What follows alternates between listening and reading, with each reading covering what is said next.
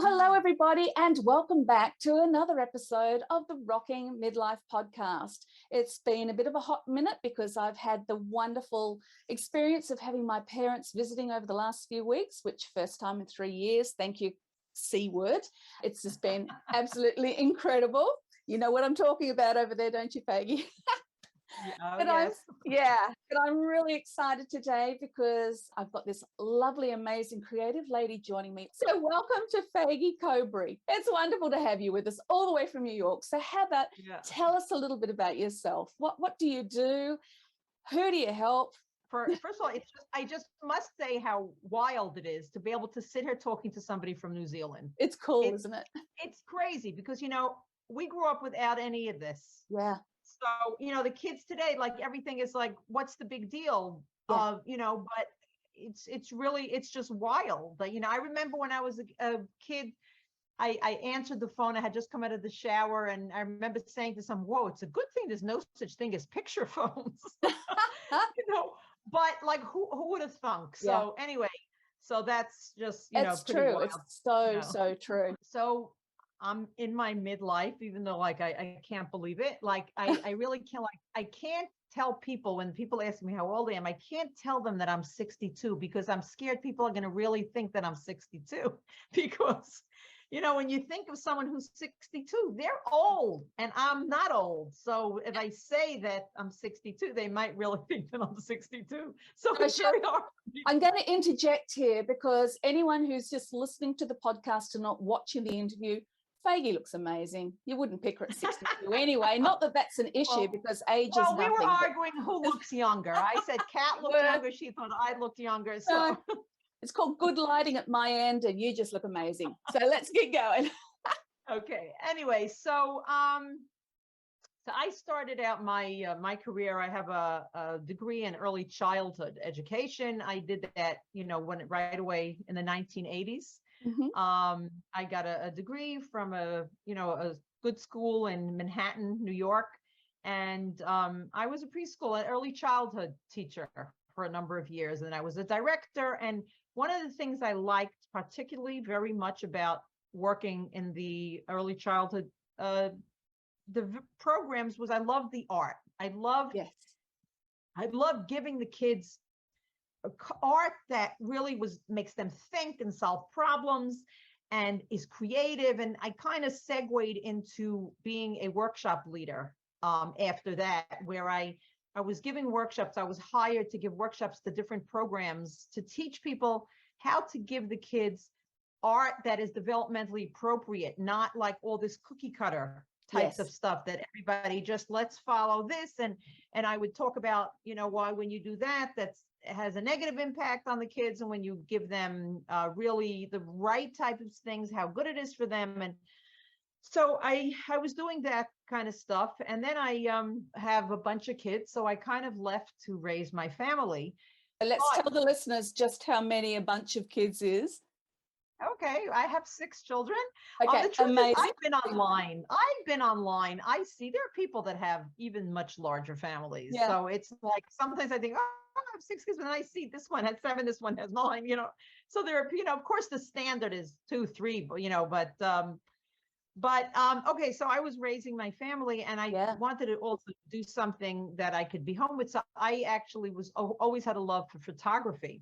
Mm-hmm. So I became a photographer. I became a portrait photographer, and I was going the way you trained for that was I would go to like in the industry to find out who are the big ones that are giving classes in their studios. So I was all over the United States. I would drag babies with me to some of these classes, and I was doing that. So I was doing that. I was doing that for a while. That was basically what I was doing. And then I had bought this in around 2006, 2007. The internet was very new then. Mm. And I was online and I saw an advertisement for a course for how to do internet marketing. So I thought 2 of my daughters, who were in their late teens at the time, I said, oh, I bet they would love to learn how to do this. So I bought it. Came in a shrink wrap. It was not a was not a downloadable file, Yes, I remember getting things sent to me, discs and things. Yes. right? Yeah, it's sad and it's sad. And Yeah. they weren't interested.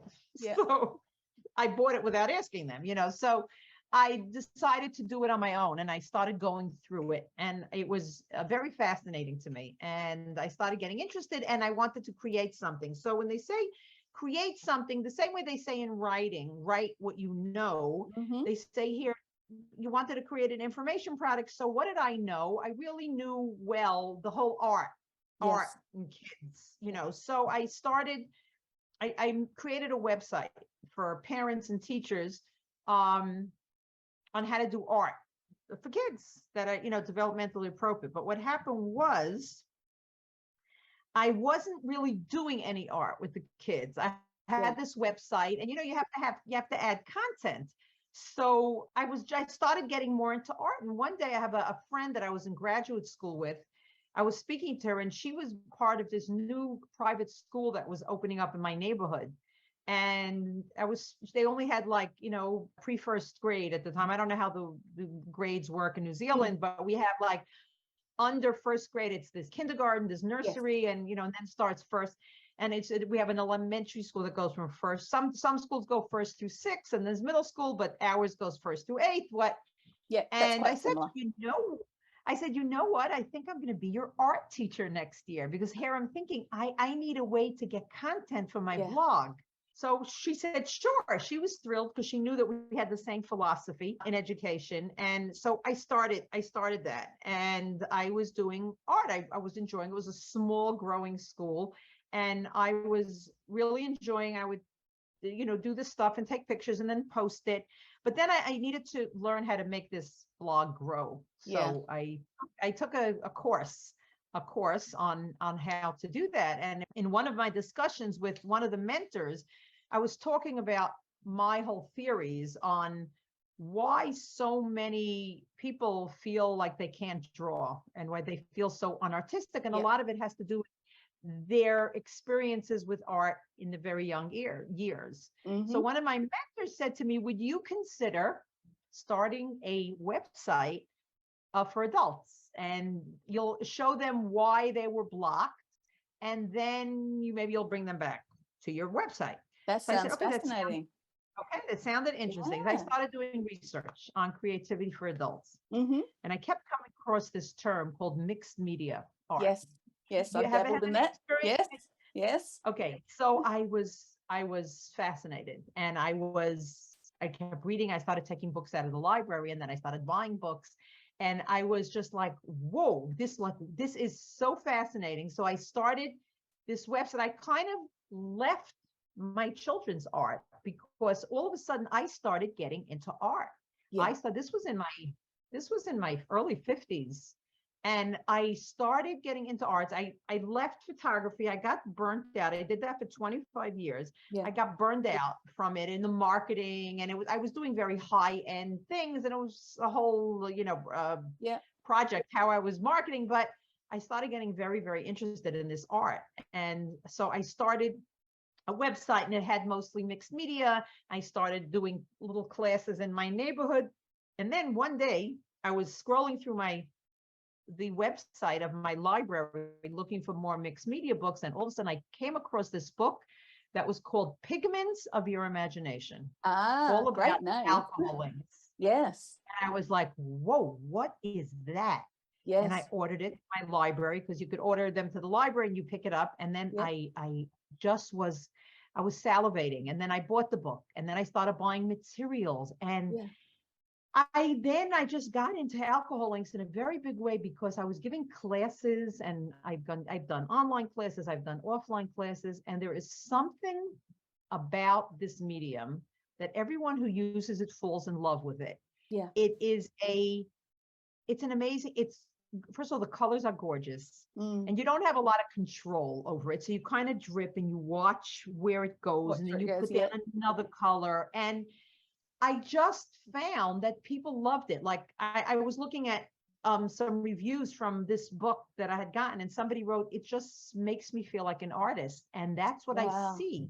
I see it just makes people feel like an artist. Now there are ways to get, to have more control. There's actually one genre of alcohol ink artists that use it to create realistic photos. It's very difficult, and you have to be very, very artistic, which I'm not working. I'm working with people that say, I can't draw a straight line. I can't draw. I want to, help people just reignite. My website is Creativity Reignited. It's like, I want to reignite it. And I find that midlife is a great time to do this, because fantastic.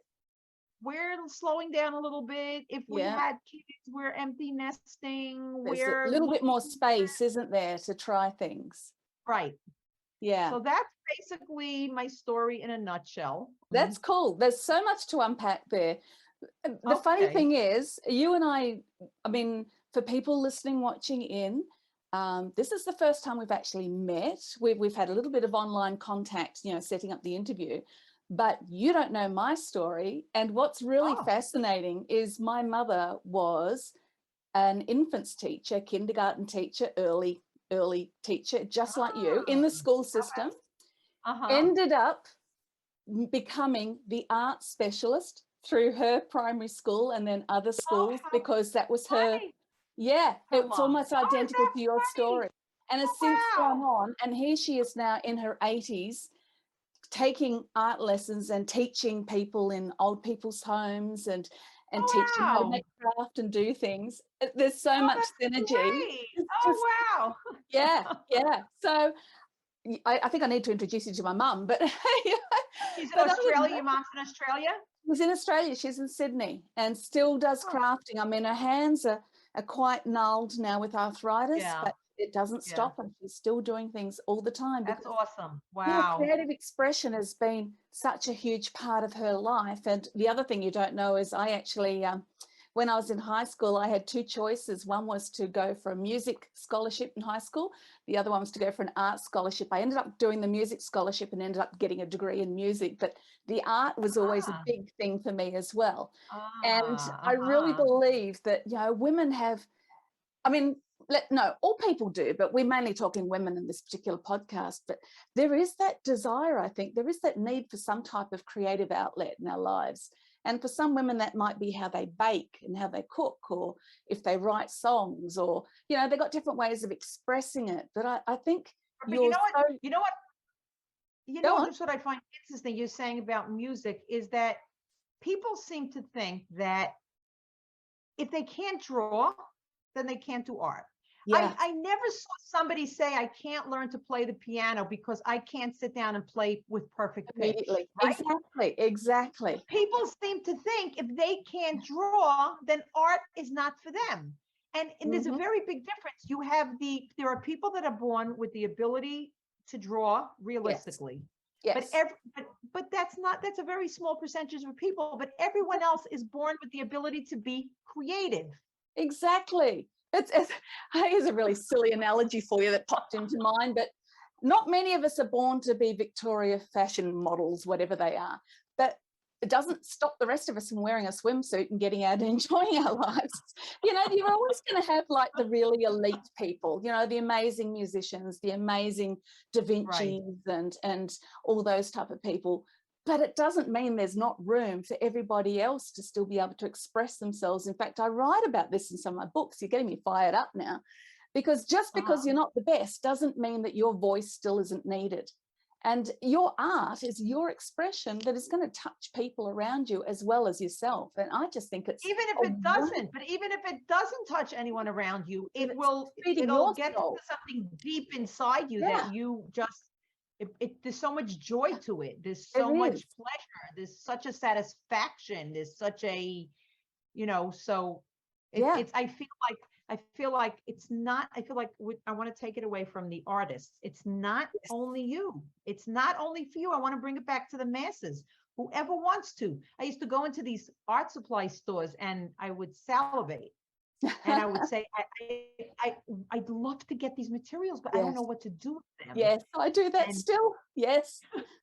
Well, we also have the hobby called craft supplies purchasing, right? That's, those are two. That's true. Hobbies. That is true. Yes, I have heard of that. I think I'm doing very well at that hobby, actually. I've got quite a few collections sitting there. Oh, yes. The key is to use them, right? Right. It's so funny. I was thinking about it recently. What is it? What is it that makes people the buying of art supplies, craft supplies? There's just this. It's like a drunk in a liquor store. The only problem is the drunks are drinking what they buy, and a lot of times we actually don't end up using it. It's just the We're kind of buying of it. hoarding it just in case, just for when I need it. But I think there's something in Potential. that though, yeah. But we're not actually carving out that time because potentially we don't see it as important, do we? But it should be Right. part of our life, shouldn't it? It should Right. be something that we make time Right. for. Is this something that Right. you've had to sort of work through other women with this concept? It's funny because I'm actually trying to work with women now. I mean, I start out actually on my site, Creativity Reignited. I have a little video, a free video of people to start out people with alcohol ink markers, which are Sharpies. Do you have Sharpies at that end of the world? Yes, we Sharpies? do. Okay. And I'll also add, everybody will be adding all of those links below. So you will be able to go. Right. Okay, good. So I'm saying is that I start people off with, I tried, and some people are already involved with it, with the alcohol ink markers, because that's like a very low barrier to kind of come in, and you could use a little alcohol and alcohol ink markers, and you can make some beautiful things. So like I start people off, there's a video they can get, and then I kind of take them on a journey. And everybody has different journeys. You see, I believe that people's creativity, I'm using the alcohol links as a way to help people reignite their creativity. Yeah. Because let's say a woman I worked with, she said, oh, she's not an artist. Her mother was a sculptress. And we did mixed media first, and then we got into alcohol links. And she moved out of the country now. And she told me recently that she's taking oil painting lessons now. Wow. She never would have had the confidence to do that. So this kind of opened her up. It's such a fluid, forgiving medium that it allows people to feel like an artist. And hey, I can do this. Maybe I'll do something else. But you know, some people just love it and they want to stay with it because there's so many different things that you can do with it. But now, am I answering your question? I don't remember what you asked. No, it's great. Everything you're saying is fascinating. I'm just really curious though about women seeing that it, anything artistic is actually okay to do. It is worthwhile. I find some people tend to struggle with the fact of, well, it's not pragmatic, it's not putting money on the table, therefore I'll shove it over there. It's just fanciful. But I know, as someone who's been creative, as you know, that it's actually something that is part of your life. It is something that you should have time to be able to express in whichever medium you use. But have you found anyone that has had blocks about it's okay to do that? I certainly sometimes have blocks. There's no question. There's no question that I myself have also thought, like sometimes you get the feeling like, is it a waste of time? Yeah. Right. It is a waste of time. We're such a productive society. We're so product oriented in terms of just being able to create. There was a book I read in my research called The Creativity Cure, written by a couple who are doctors, and they talked about how healing creativity is. So there's two parts to it. There's using your hands with any kind of handwork, which is not always necessarily creative, but even gardening and cooking and, let's say crocheting and knitting might not be so creative.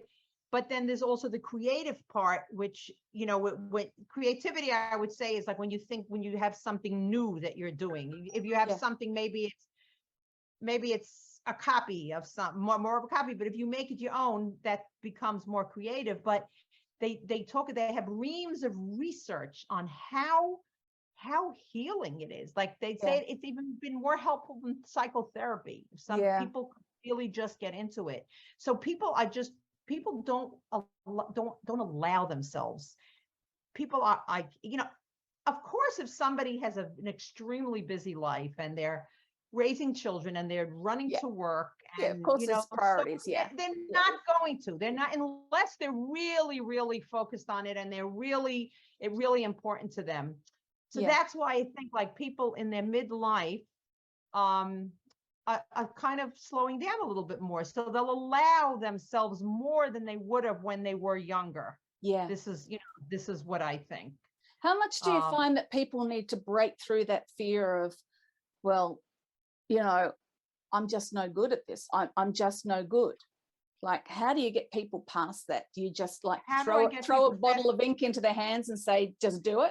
How do they get past that? Because first of all, I have a sequential way of doing it, but I have discovered that if they learn how to use the right colors, then it looks gorgeous.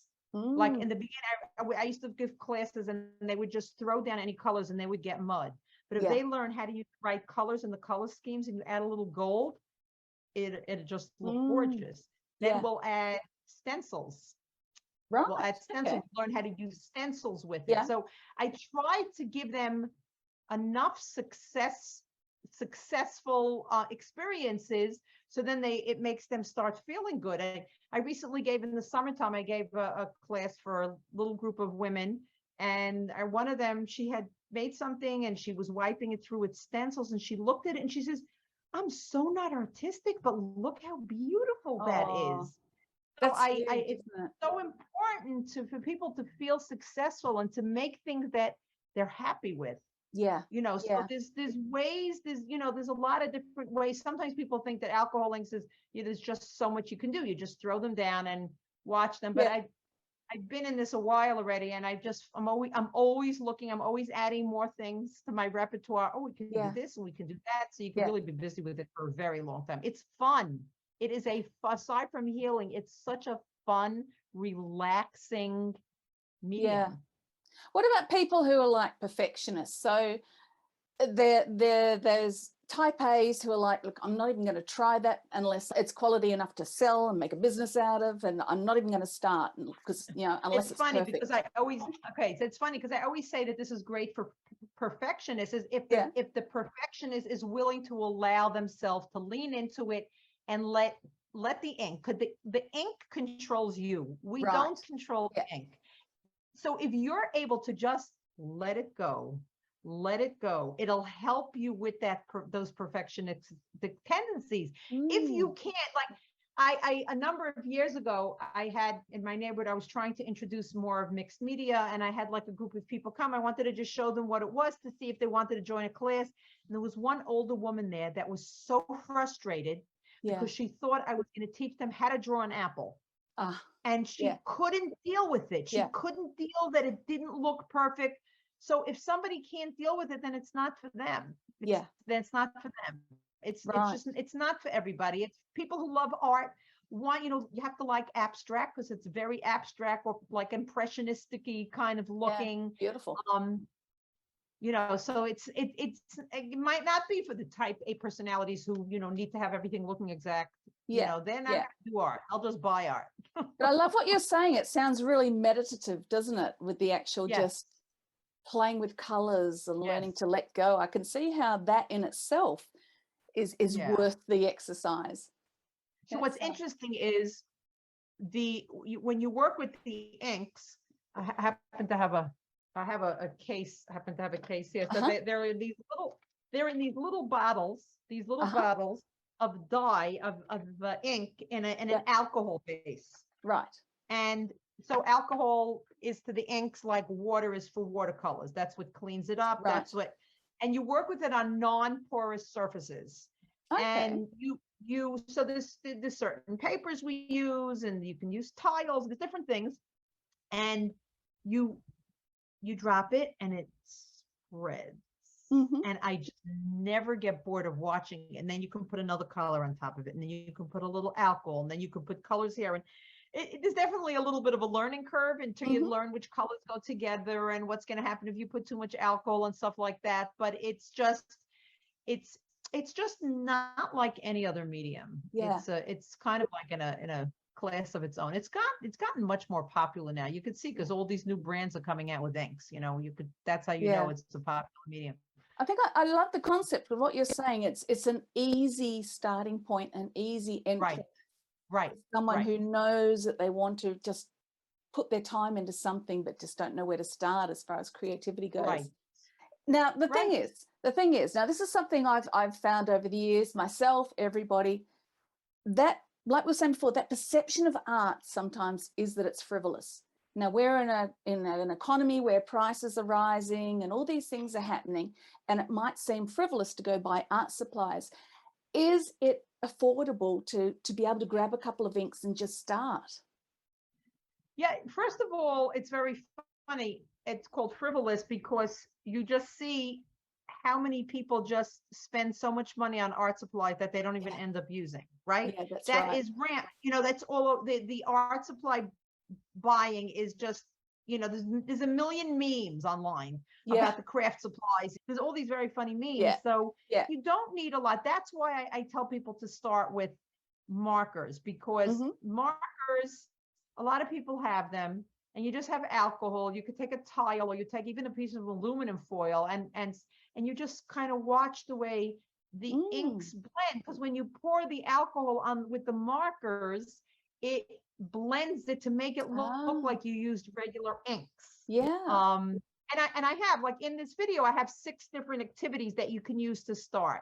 I started with markers in middle of my journey because I didn't even know that these were like related, that the markers were related and you use them with ink. So I kind of like came in the middle and said, oh, alcohol markers, oh, Sharpies are markers. It was just very, very cool, but you do not, of course, when you really get it, I saw online in one of these groups, a woman went and she bought like everything that people were saying, the inks and all the blowers. You don't have to, because you really can start with a few inks and, the paper or the tiles, and and then if you have it, then you can buy more as you get more interested in it.